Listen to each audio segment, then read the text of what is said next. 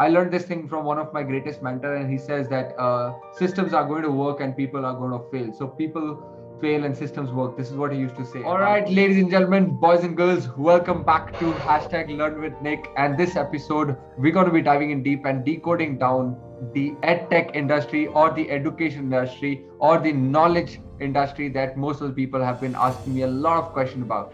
You all people have been discovering and trying to wonder that what is this edtech all about. So I have got a special guest with me. His name is Bharat Shankar, and I want to welcome him in today's session. He's a passionate entrepreneur who is very much passionate about building and selling educational products. He is one of the founder for a personalized tutoring center. Then he took an exit from there, and then he joined the core team member of U-Fabber. And he's also one of the advisors for a lot of startups for product development and business development strategies. With this, I would like to welcome Bharat Shankar on my live, and let's hear it from him. Hi, Bharat. Thank you so much, Nick, for having me here. It's a pleasure. I hope the viewers get to take away something. And thank you so much for having me here. I think it's a pleasure. Awesome, Bharat. So, did I miss out anything in the introduction part? If you have anything to add on, you can feel free to take the No, charge. that's good. That's good. That was good. Very difficult to introduce yourself. But yeah, we can keep it short and sweet. Right. Yeah. So along the interview, I think people will get to know more about us and what we do, and so I think that'll probably solve the introduction part anyway. Right. So, Bharat, this is one of the major problem in India and across the globe, which I've been doing a lot of research on, and I could figure out that most of the people, they want to be in the ed tech industry or in the education domain or in the knowledge business, and you can also call it as in like they want to be in the flowing ocean of internet marketing, which is one of the booming industry in India today. And just today, it's I also wrote down a blog on my LinkedIn channel on the specific topic of education tech and internet marketing. So I get this question very often: what is ed tech first, and how is ed tech disrupting education industry in India, and how is it going to be in the globe as well? So in India and in the globe, what is it disrupting, and what is ed tech? So I would like you to give the viewers a little bit of limelight on what is ed tech, and then talk about the disruption part. Okay, and I'll give you a little genesis about. I mean, we'll have to go back a little in the histories to understand the genesis. So there's nothing new that is happening. So it's not that somebody's innovating and something is being invented out from scratch. It's nothing of that sort. So if you look at how education has worked in the last 200 years, right? So it's been one teacher, many students, and just that the environment has changed. So 200 years ago, so there was one Buddha who used to teach education or teach any kind of education under a tree, and people used to sit along, under the tree, and that's how people learned. Eventually, classrooms came. Eventually, blackboards came, and nowadays, smart classrooms have come in the last 10 years. Companies like EduComp and all have flourished, creating smart classrooms. So this was the next order of business anyway. So it was a normal progression of how education has progressed over the years. But it's all happening soon is because the last 200 years did not see a lot of innovation in terms of how education has progressed in terms of methodology. Of course, our syllabuses have changed. Of course, our teachers have changed. Teachers have progressed. We have better teachers right now. We have more experienced teachers right now. We have more talented teachers. But the methodology has not changed a lot. So with technology coming into picture, and thanks to Geo and other providers who are giving us free access to internet, practically free, almost free access to internet, people eventually started to figure out how do you get the next better evolution to education, and that's how education has materialized. So ed tech per se is a term that people started using and made it very fashionable, but it is not so. At the end of the day, it's just that internet just has brought people closer, right? So if I give you a simple example, say 15 years ago in 2005, if somebody told you that you could book a ticket online, you would say that okay, that's the next big thing. And 15 years later, right now the only way you book ticket is by booking online. right? Right. So, right, 10 years ago, if you wanted to shop online, you'd be considered a maniac, right? Who does not go to a mall to shop? Mm, Again, 10 years today, Big Billion Day has the most number of sales for apparels and electronics, right? Now, who goes to a mobile shop to buy a phone? So mm, similarly, I think we are seeing that evolution for edtech. It's all happened because of the early 2000s where the internet came into being, and now everybody has a smartphone. About 400 million people have smartphone, and right. about half a billion people have internet access. So even if I don't have a smartphone, if I don't have a laptop, I still have access to it. So my even a tier four town in say middle of South India or a Madhya Pradesh will have one cafeteria, internet cafe where anybody can come. Right. So education, of course, is the next big thing. It's absolutely clear. Education or say sustainable energy is going to be the next big thing. And ed tech is basically trying to create a technology, trying to create a space where and try to create an ecosystem which is going to create a great evolution to how education or how any kind of learning experience is being taught. From the past and the last 200 years has been enough. And right now, we're going to see a lot more players. I think we have just scratched the surface right now. Right. So Byju's still does not have the majority market share. So there is space for at least 10 more Byju's in the system. So I think that's the next big thing, and we're all trying to enforce, or we're trying to change. We're trying to make sure that our methods are eventually getting results, and eventually people get better, and that's the whole point. Okay, so with this, I want to understand that how is edtech going to be a disruption in the education space? Why would people not want to go and still study from the old traditional method of going into a school and learning from a teacher who is teaching 40 plus people? Why people are not looking forward to that anymore? Why they are looking forward to a learning on the go? Why are they? What did the mindset shifted? What was the Uh, mindset so shift? Okay, so basically, the reason for the disruption is nothing to do with education per se. I think I'll be honest with that. It's got to do with the job market. Okay, Right. so the if you see the way we have progressed in the last 20 years, the progression is very high. So right now we're talking about AI and ML being the next big thing, data analysis being the next big thing, digital marketing being the next big career.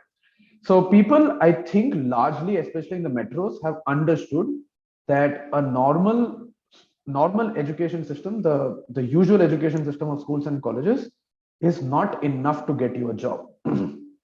I mean, when I did my engineering, it was told that if you did your engineering, okay, you're going to be employable for at least the next 10 years. And that's the story that we have heard. Right now, I mean, I take a bunch of interviews. The moment you get any resume in your hand, you'll see 4 courses that they have done, right? Either from Coursera or from edX. So Right. the disruption is there. I mean, we'll have to accept, but the cause of the disruption is the growth. The world has been growing at a pace that was unimaginable.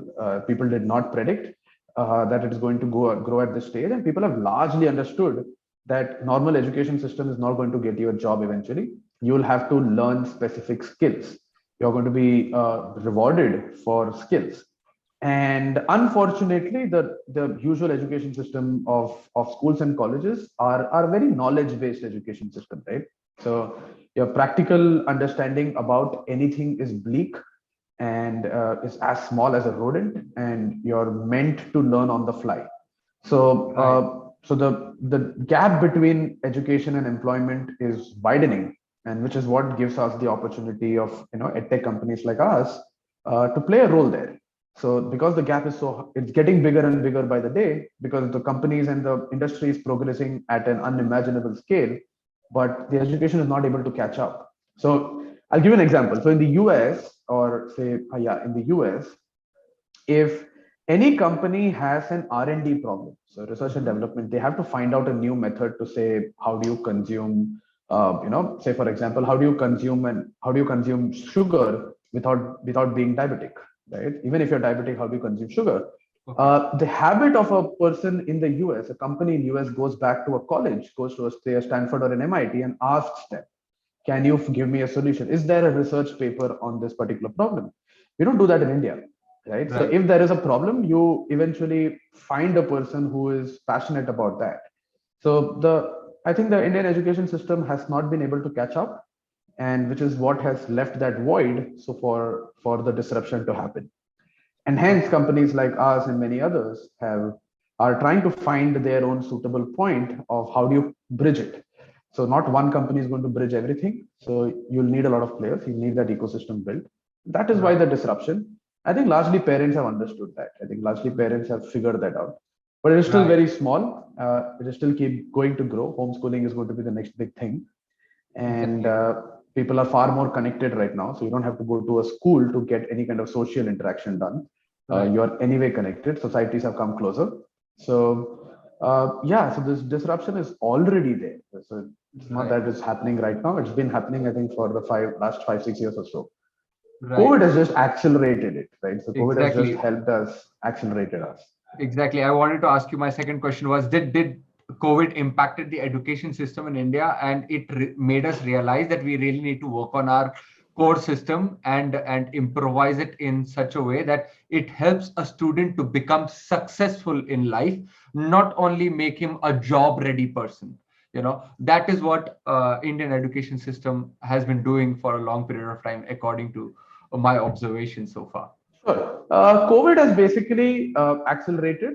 So what should have come, say, in 2025 is already there. But I Right. would think of COVID, the whole period, which has created a lot of gap and void in the employment Right. structure, as a blessing in disguise, right? Right. So people got a lot of time to figure out their skill set, people likings, people got a lot of time to figure out their passions, and people got a lot of time to improve themselves. So So I true. think if you see the last 4 5 6 months, you'll see a lot more people getting jobs. So which is good, which is happening for the betterment of the Right. society. So I'm an optimist, right? So you have to see the good part of it. But yeah, it has accelerated the whole mindset, at least, that people are now thinking about new skills that they need to develop. Largely, people are figuring out what new to do.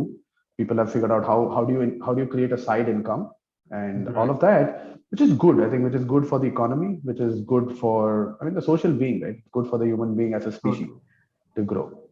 So true. So, Bharat, would you also agree to this point that in India, when we turn out to be at the age group of 25, we are still in that education domain itself in the traditional method, and we are somewhere stuck because we are not responsible. We don't take that amount of responsibility as we need to take care of our family, of our parents, and then we have to be self-sustaining. So we are not even actually sponsoring our own education by ourselves. But if we look at the culture outside in the globe, outside India, then I see that a lot of students who are at the age of 23, 24, 25, they have self-adopted that, and they have made themselves a self-sustainable person and responsible person who is taking care of their family as well as their own education to grow in their life.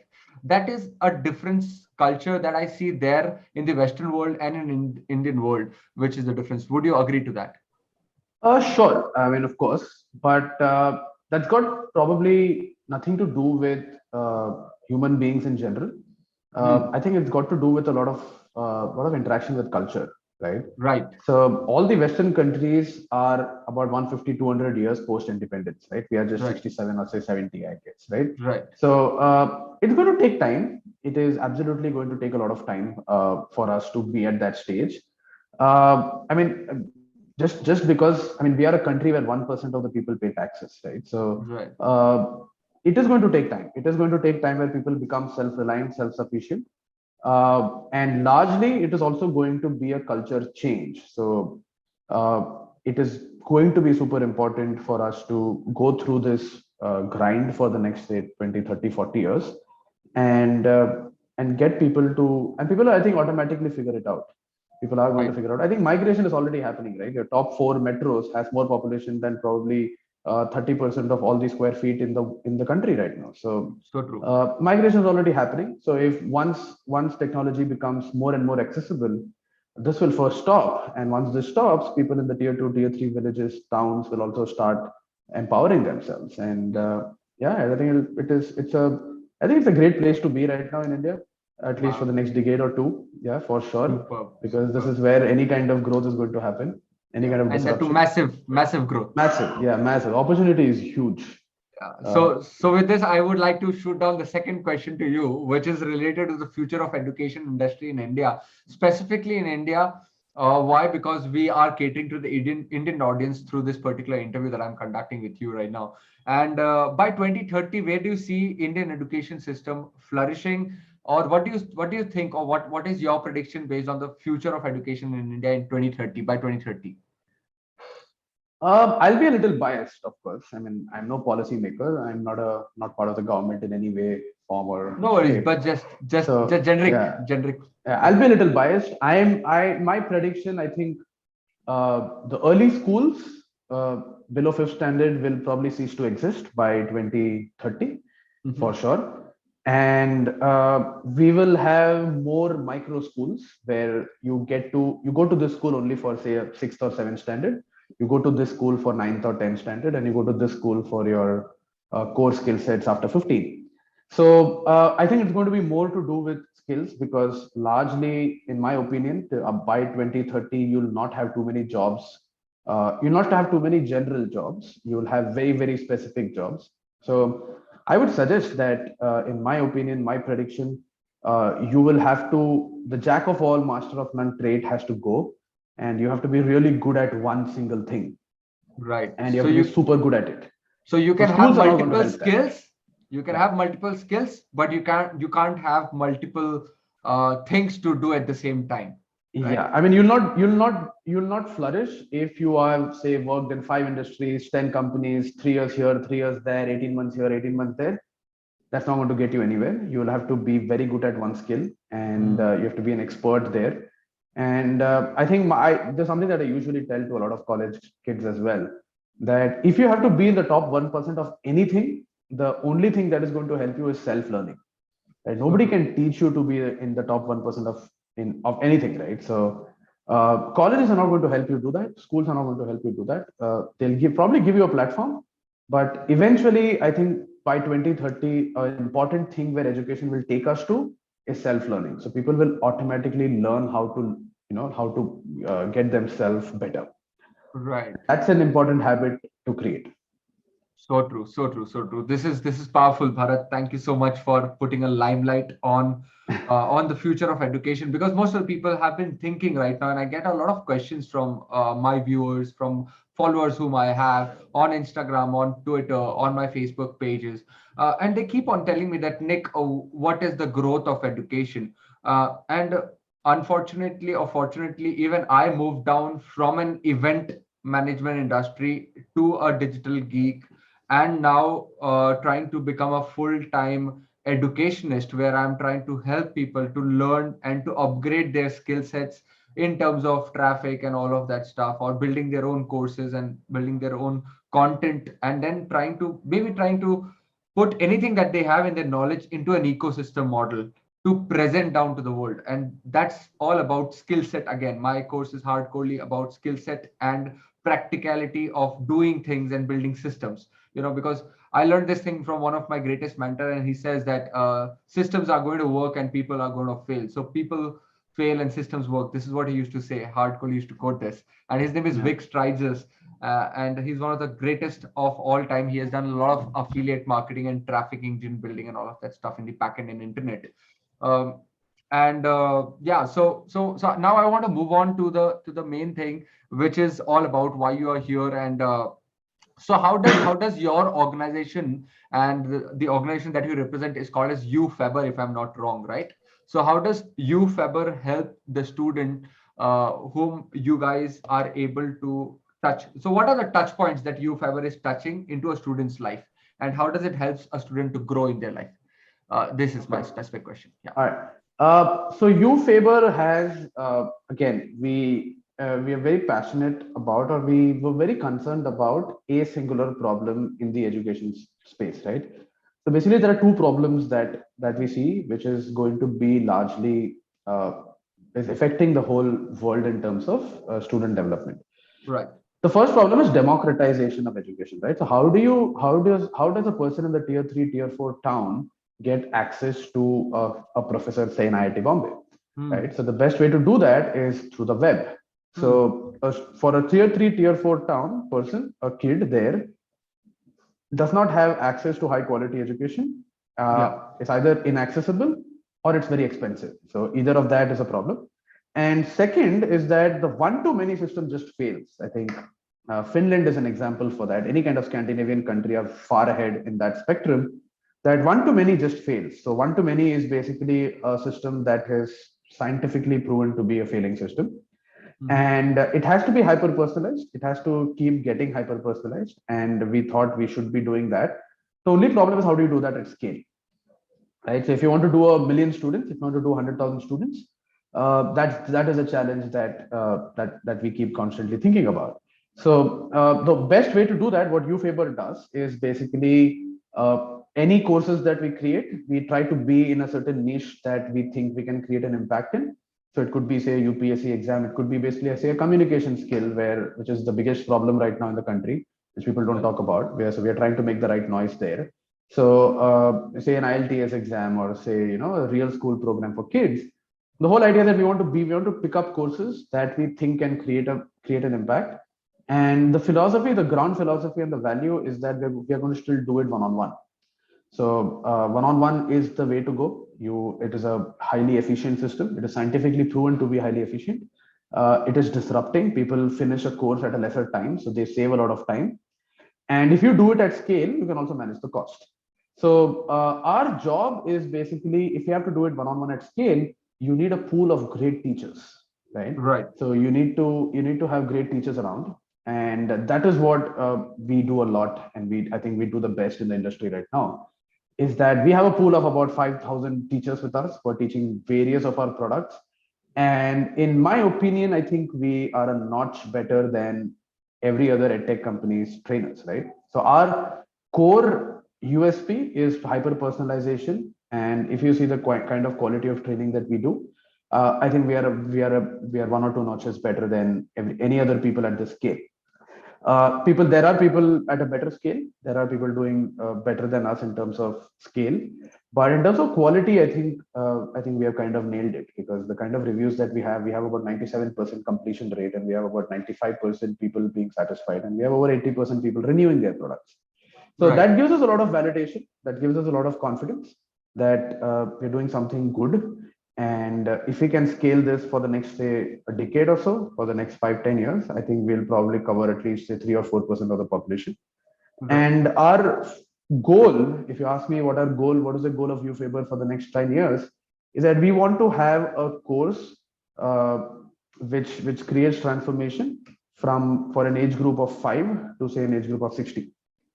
Okay. So we want to make sure that our portfolio is so vast, and it is so diverse, that anybody and everybody should find their fit into our products, and they eventually should get the results that they desire as well.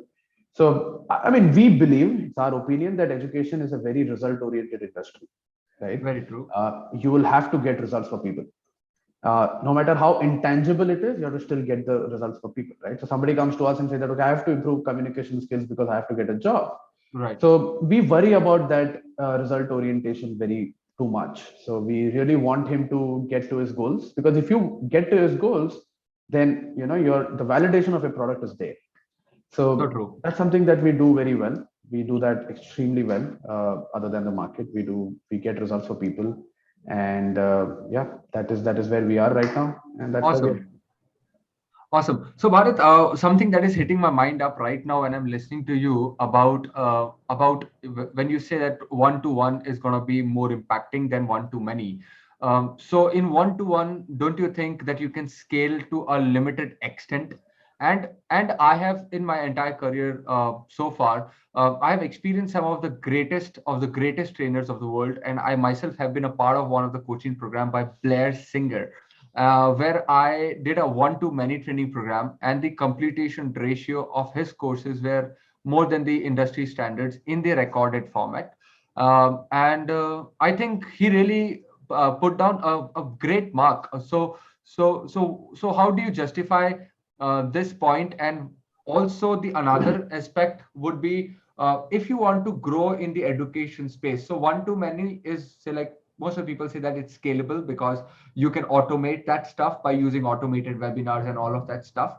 But according to um, U-Fabber, it is like you have to be on a transaction wherein you are one to one, but do you also provide a journey where you are rewarding the person who is being with you for that transformation? So, two questions. One, what is the transformation journey for the students who come and be a part of U-Fabber's ecosystem? And the second question is that if one to many is going to fail, what kind of research backs this particular statement? To answer your first question, students progression of any student depends on largely two things. Yes. One is what is his current stage, and two, where is he headed? Right. So if, say, for example, I am at, say, a point X on the graph and I have to only get to go to X plus 2, Right. then it is quite easy, right? So the progression of a student is the first stage is, which is what we do a lot, is that we try to make sure that there is a lot of self-awareness in the student, that you are at where you are. So we always do a diagnostic test on the day of their enrollment, and you show them what their current what their current point is, and then you map it, and then you Yeah. map it to the next point. And progression happens through regularity. The second point I wanted to say is that progression usually happens through regularity. So our job as an organization is to make sure that the student is regular.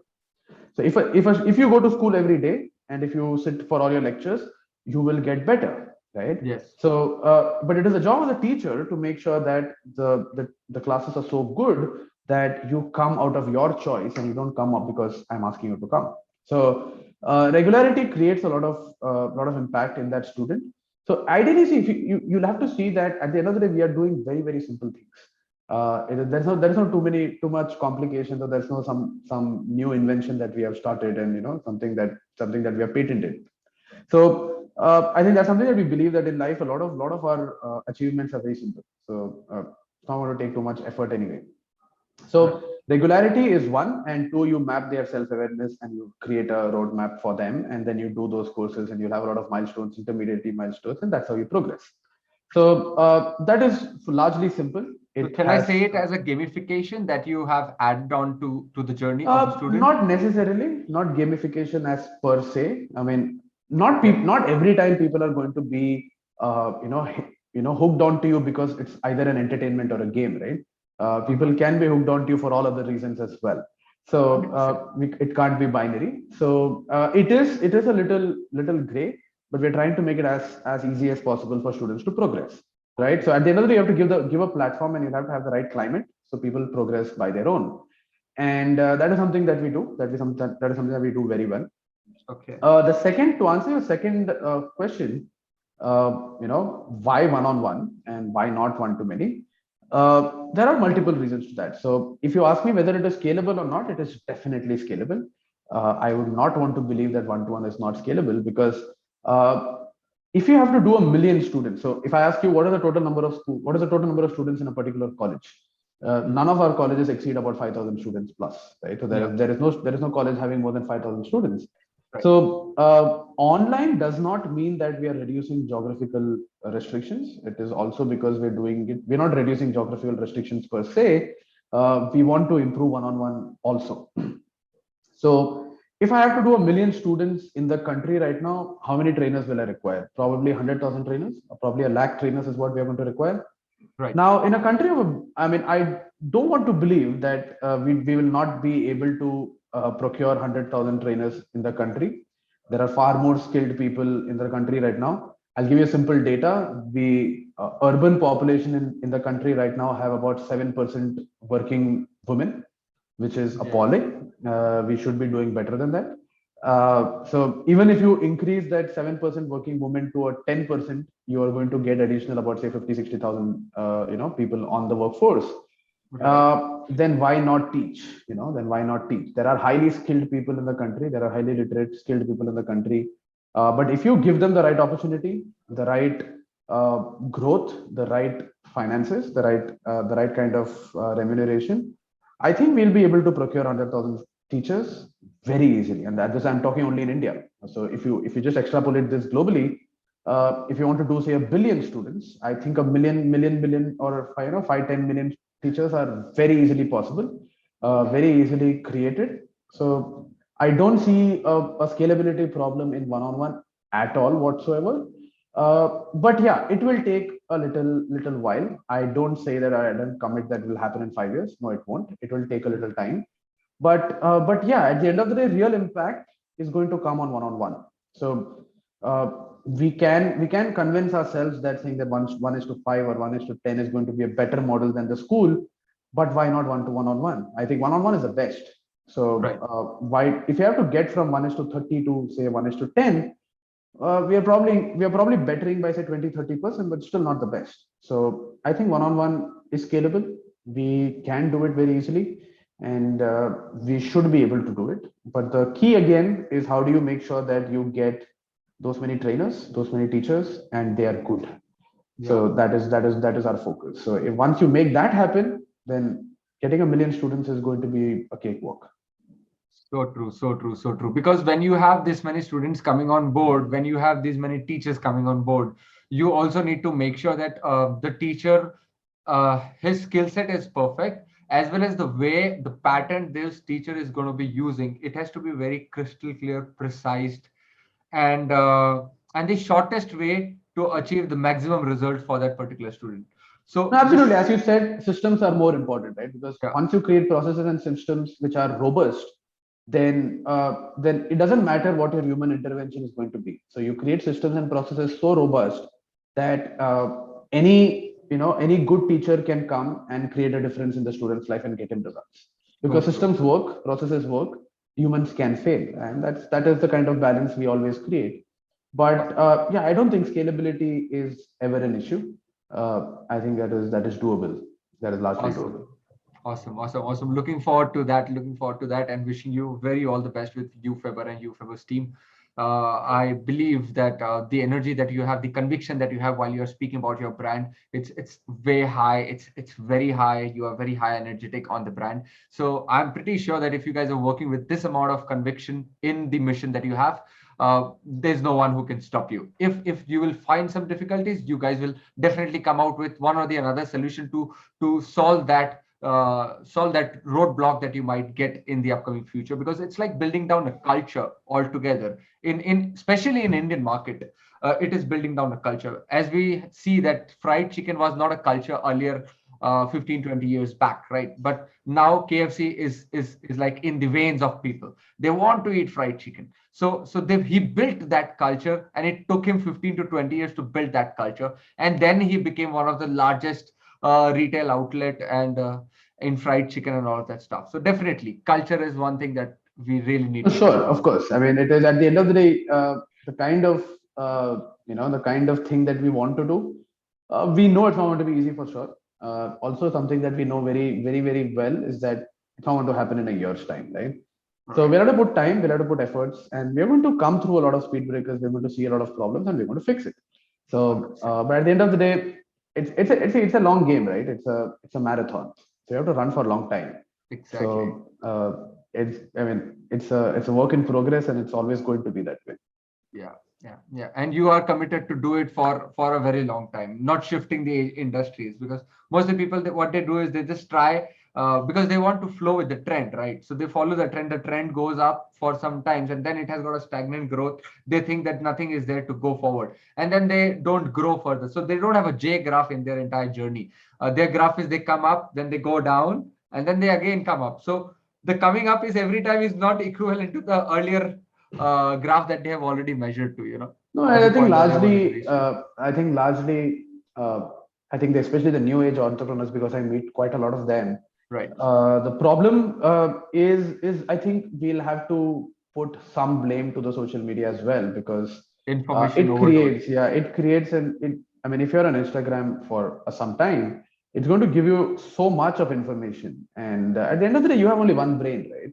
So you don't have two brains. So you are using these short-term validation techniques, and these dopamines hit every time, and you're using the same brain to go and build a company. Not It's not going possible. to happen, right? It's not going to Right. happen. You'll have to change the wiring. So we'll have to come out of it, and I don't say don't use it, but come out of it. Don't let it control. But Be more if conscious. you, yeah, a human being by nature is very patient. right? So we Yes. have been tolerant to a lot of things that have come our way. So by nature we are patient, but I think the overload of information through social media and through everything else is basically making us tired, right, in our head. And if you use the same brain to go out and build a company, it's going to be very difficult. So I do this very a lot of times whenever any entrepreneur comes to me and says that, okay, we are stuck. The first thing is, okay, go out of social media for 2 months and then we'll figure it out. And largely people will figure out. So I mean, it is 100%. it is yeah, it is very peaceful, and it really helps you rewire yourself. And once you rewire yourself, it's an irreversible change, right? So there's no reversal from there. So I would really recommend, I mean, through this, through this interview, I'd probably recommend to all the viewers to try 1 month of detox out of social media, and that can probably change your life for the good, for sure. Wow. Very nice, very nice, very nice. And this is what we also have in our systems too. So my startup is called as community over competition.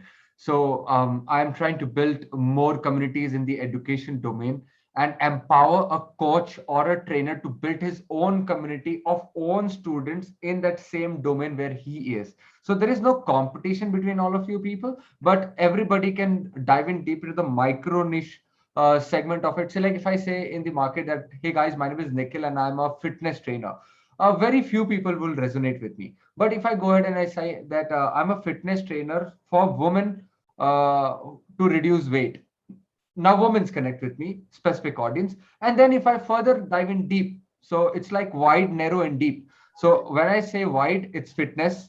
When I go deep, sorry, narrow, it is like for women, I'm a fitness trainer to weight loss.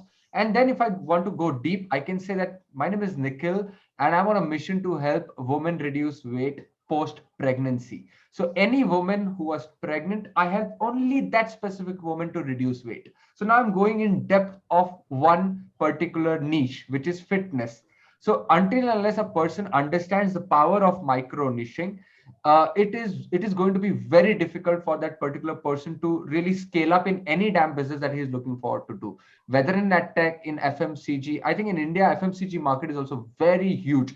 There is space for more 10 Daburs or Patanjalis to come and fit in the economy. We have that amount of space in the market, but people don't understand that Of because course, they very want well put. quick success. They want quick success, you know. Yep, yep. So with this, I want to ask you, Bharat, when you hire someone or when you want somebody to join your team, what are the top three things that you look at into that particular person before even wanting him to be in your team? You look at his CV; he has got all the grades and like he has got a lot of certifications done. Rather than that, what are the top three things that you would look at? So hiring is, I think, one of the most trickiest thing that you would do. Yes. I think nobody has found a very absolutely clear formula to that. So it's a gray area, and I think that is where a lot of opportunity is there as well, because you're dealing with human beings at the end of the day. Right. So you'll never have a absolutely, you can never create a process which is perfect.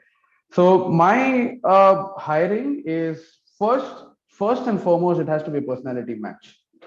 I think before, no, I don't. It doesn't matter how good he is, how what is his college, is he from IIT or an IIM, or those are all secondary. I think it has to be a personality match. I should be able, you should be able to have a conversation for about half an hour, and it should be easy.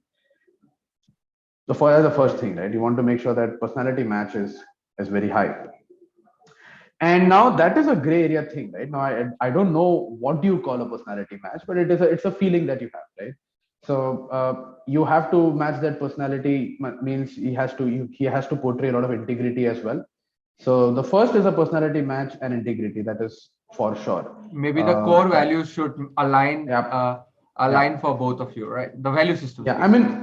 I mean, if that person is a crook, then you'll probably want him dumb, right? Because you can't have an intelligent person and a person who's crook. He's going to eat you up. So All integrity is, right. I think, foremost, and which So is why true. I called personality match. Then the second thing is, I think, I look for, if somebody, I mean, in my team for sure, is humility. Humility is probably the second thing that I look for. I do not want anybody who knows everything, a know-it-all kind of person who is not wanting to learn, who's not wanting to say I don't know. I think humility plays a huge role for, at least for me. I think it also comes, being part of that personality match, because a person with, say, a zero humility is probably a rock for you, right? You throw anything, you're going to hit back. So Right. I would want somebody with an absolutely high humility. And how do I find that out? And there are a few hacks to find that out. And we kind of do that basically. Is basically you ask him a very difficult question, or you corner him, or you say that, okay, I'll give you a job without a title. How do you react? So people with humility react very differently, and people want to learn. So the eagerness to learn, the eagerness to say I don't know. So humility has a byproduct of high self-awareness as well. So I'm good at X things, and I'm good at not good at Y things, and I'll have to improve on those Y things as well. So I think I really look forward to people who are humble, and people who are grounded. I would like people to keep their feet on the ground at all times, and success should not go into their head, which usually happens in a high growth system. It Right. usually happens, and I look for humility a lot. And the third thing probably I look for is enthusiasm. I think that is infectious, because no matter how good we are, I mean, you don't come to office every day thinking about the change in education system that we are kind of doing, right? So Monday Right. morning is even boring for us to come to office. So energy, I think, is energy and enthusiasm is inflicting. It is contagious, and it basically solves a lot of our problems as well. So So true. if you have a dull person in the system, he's going to, I mean, he's probably not going to add too much value, no matter how smart he is. Right. So I think enthusiasm is a third thing. After that, of course, the skills, the problem solving techniques, what is this, how good is he in math, or how good is he in data analysis, etc. Those are all third things. But these three things, if it is a mismatch here, the smartness does not matter. I mean, no matter how smart he is, I mean, I'll probably not want to be with him for sure. Right. So awesome. So everybody who is looking for a job in edtech, make sure that you have a note down of all of these three things. If you want to approach Bharat, you can find him on LinkedIn as Bharat Shankar, and you can look for Yeah, U-Fabber. not in edtech, just in this company. Probably Yeah. other So companies in edtech would have their own hiring So sections. Bharat Shankar, U-Fabber, this is what you can use the keyword to search him out. Yeah. And I use the same keyword to find him. And I find him through one of the LinkedIn connections whom he interviewed a few days back. And that is how we got connected. And I want to thank that particular person as well. Thank that ma'am for sharing a wonderful content on her profile. And that's how we got connected. And currently we are sharing some of our knowledge and exchanging things that we can really help down to the youth of our country to become self independent or become self fueling. Because what I feel is that motivation can happen in two ways. One is an internal thing and one is an external thing. So if you are somebody who gets motivated through an external aspect, like in money, the fame, the job title, the traveling opportunities, or the fame that you're going to get in your job, if you have that, then it's going to be a temporary journey for you. You'll be there for 1 2 years, 3 years, but you'll not be able to survive or sustain for a long time, or you can say long term as well. And it will dry, or it will dry up very soon. But if you are someone who is internally motivated, you have a mission in your mind, you have some great value systems embedded in your habits, and you are disciplined individual. So whatever you wish to, you can definitely achieve it because you are internally motivated based on the mission that you have. So this is what I wanted to pass on to each and everybody who's watching us right now. And this is what I think Bharat's message was also to give all of you people. I'll just give you a quick recap of the three things that would Bharat would look at if he wants to hire you. One is personality match. Second is humility. And the third is you have to be an expert of one.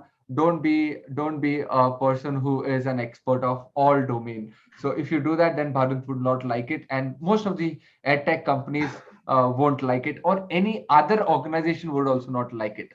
So these are the things that I took from Bharat today. And Bharat, thank you so much. With this, I want to put across my last question to you. Do you have something which I want you to really give to my audience in today's session? What is that immediate top three things that you would ask an individual who is a working professional or a business entrepreneur to work on? The top three things that Bharat suggests to an individual to work on in his personal and professional life to have growth in day-to-day life? And that's the last question for you. Okay, so I'll have to think as it comes. Yeah, But yeah, the first thing I think I would want all your audience to be very clear about, as I think that's something very I've been very open and candid about, across all board, even in the office, and I speak to a lot of these college kids as well. I get invited for them. Uh, I think people should be largely open to investing for yourself. I think it is important to spend money and get better at something. It is important to spend money and learn. It is important to spend money and learn a skill. so And true. investing in yourself is probably the biggest investment that you can ever do in life, right? So you can buy a stock, sell a stock, buy mutual funds, do this, do that. You can do all of that, but it's always going to give you a 10% IRR growth all times. You don't want to cross that. But investing in yourself is, I think, the most important thing to do. So true. The second thing that I would encourage everyone to do is probably have an entrepreneurial stint of some sort of the other. I mean, I don't encourage that you should be a $1 billion company, $1 billion valuation, that you have to raise a lot of money, meet a lot of VCs. No, I don't do all of that. You can probably make handcrafts and sell. Be an entrepreneur of anything. I mean, the scale is yours, right? It is not important that you are an entrepreneur of a scale of Tata or Flipkart. You don't have to do that. But I would really recommend a small stint of about a year or two in entrepreneurship, because I'll tell you why. It teaches you life lessons that you are otherwise never going to learn. Right. The first thing that it's going to teach you is how do you manage money. So Right. true. So money is going to play an important role to you. But if you're in your job all the time, you will learn the money the wrong way. So you'll have to know how money works. So if you have to know how money works, you'll have to be in that entrepreneurial space for a couple of for a couple of years, or a couple of months for sure. But you'll have to do that. You'll have to do that. I mean, it could be as small as possible. It could be, you can probably go and buy a medical store for yourself. It can do that as well. But having an entrepreneurial stint is going to teach you money. It's going to keep you humble for sure, because you're always on the fly. You don't know how tomorrow is going to be. You don't know how the next month is going to be, but you get used to that risk and that volatility, that you get better. So nobody can push you against the corner. Nobody can push you against the wall. You get very secured about yourself, because I mean, you've seen the worst, right? The entrepreneurial journey makes you so volatile and Yes. makes you take so much risk that it makes you a better person, and small problems in life do not affect you. घर Yes. में पानी नहीं आ रहे will not start affecting you. And so it's a great teacher by itself. And third, it drives great amount of self confidence that you'll probably never get outside in the world if you've not been an entrepreneur ever in life, right? So even though you fail, even though you start a company, you failed. I mean, I've started multiple companies and I've failed, but the amount of self confidence that you gain by just making that start and headway, and starting something, creating a product which does not sell, fine. There's nothing. The people say, right, the best loss to ever have is financial loss, because that's going to keep you sane and make you sleep peacefully. Right. So that is one. You self learning, and make sure that you're investing in yourself. And two, make sure that you have a certain entrepreneurial journey. And three, I mean, I have this very clear value that I encourage all to do. It's called one up. Mm. So say if you're in your 10th standard, I would suggest learn the 11th standard syllabus. If you're in your 11th standard, be one up. So if you're a sales executive in your office, learn the job of your manager. If you're a manager in your office, learn the job of your superior. So you could be anyone in any space, but if you have this mental focus of one up, then you already have an edge over others, right? And you also learn at somebody else's expense if you think one up, because you're never going to be judged for whatever up that you learn for. So staying one up, focused on one up, is very important. I think largely people have lost focus, because again, social media and all these, so much of content that we are into, we don't have the power to focus. And focus for me is the focus that Steve Jobs speaks about very often. It's not about the number of things you say yes to, it's about the number of things you say no to. What are you willing to give up? So Because true. if you have to be one up, you'll have to give up a lot of things. You have to sacrifice. So that is what is important. So if you're focused on one up, there are two keywords here: focus and one up. If you have these two, then you should be happily willing to give up a lot of things. I mean, Friday night everybody is partying, your friends are partying, but no, you're here to learn something new. Right. That's a give up that you'll have to do. That's a sacrifice that you have to make. And are you willing to do it? If you are, then probably sky's the limit. So So true. yeah, I think these are the three key takeaways. I think that I would encourage, that I usually I'm very open about these things. Invest in yourself. If I have to summarize, invest in yourself for sure. Make sure that you are spending money to learn something new. Do that often, either learning something new or becoming better and better at what you currently do. And to be an entrepreneur of some sort, it could be as small as possible, but do it. It is going to teach you things that perhaps no school, no not another entrepreneur can teach you, because it's an experience. So another entrepreneur will never be able to teach you those things. And three, it is going to give you experiences that it's a once in a lifetime type kind of a thing. So even if you fail, you can still wear it as a badge of honor. So you don't have to really worry about it. And the third thing is, of course, you'll have to be focused for one up. So Beautiful. you should be willing to sacrifice and learn the next skill. Learn one up, stay always one step ahead. I think these are Beautiful. three things. If you do it immediately, probably you'll be self-sufficient. You'll never have a problem in terms of professional or personal growth, for sure. Superb, superb, superb, Bharat. This is, I think, mind blowing and bulb on moment. If all of our viewers are experiencing a bulb on moment right now, just drop in the comments below bulb on. And with this, I want to thank you, Bharat, so much for giving me the opportunity to speak with you and share such valuable nuggets with all of those people who were finding difficulties in terms of job, who were trying to switch themselves from multiple industries. Now they all of them have the clarity that they don't need to switch. They need to focus on power of one. They need to focus on one up core value. They need to focus on becoming an entrepreneur if they are in their job as well. So if you are somebody who's working in a job, make sure that you use Bharat's technique of going one up in your job as well, so that you learn the job of your manager learns the job of the senior manager, and the senior manager learns the job of the CFO or the CEO or the CEO of the company, and that's how the organization succeeds. Indirectly, you are the one also who's going to be succeeding with them. So all the big companies don't become big overnight. It is a journey that they have begun in the old age. It has taken them 10 years, 20 years, like that. Even if you take the world's best example of Amazon and Jeff Bezos, people don't talk much about him, and because he's a new entrepreneur in the world right now. But it took him at least 20 plus years to build Amazon to what space it is right now. And he used to just sell books from a physical store, and think from that one idea how much of evaluation or how much of changes has happened in so many years in Amazon. And now Amazon is one of the entity who is selling a lot of stuff and a lot of retail businesses online. So the growth is massive if you really are focused on with the power of one. So thank you so much, Bharat, for the opportunity. Would Thank you like you. to add on something to this, and we can end up the interview? Thank you so much. Thank you so much for having me. I think it was a pleasure. It was a great session.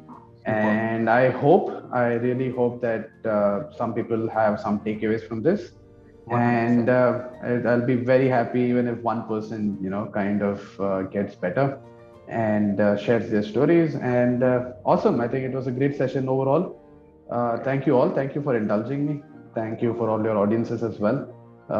And to having the patience to have watched this. So awesome. Thank you.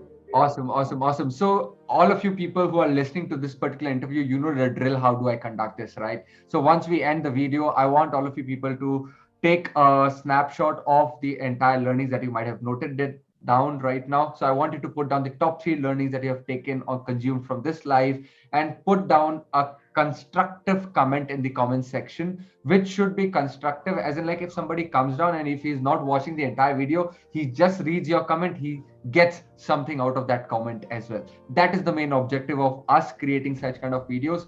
And Thank you so much, Bharat. And if you want to get connected to Bharat Shankar, I will mention his LinkedIn ID below in my bio of the particular video. You can tap there and you can follow him and you can get connected to him as well. And if you need any help further than this, keep following hashtag Learn with Nick. Bharat, any hashtag that they need to follow to get in touch with you? No, not so good with that. But yeah, follow Nick for sure, Thank you and so much. feel free to get connected as well. If any of your viewers want anything, any help, I'm always available. You can probably just drop a message on LinkedIn, and I'll be happy to share any kind of help or wisdom that they require, or anything that they require. If I'm of any use, I'll be more than happy to help them. Super, Bharat. More power to you. Awesome. And thank you so very much for today's time. Thank you. Wish you all Thank the you for best. having More me. power to you.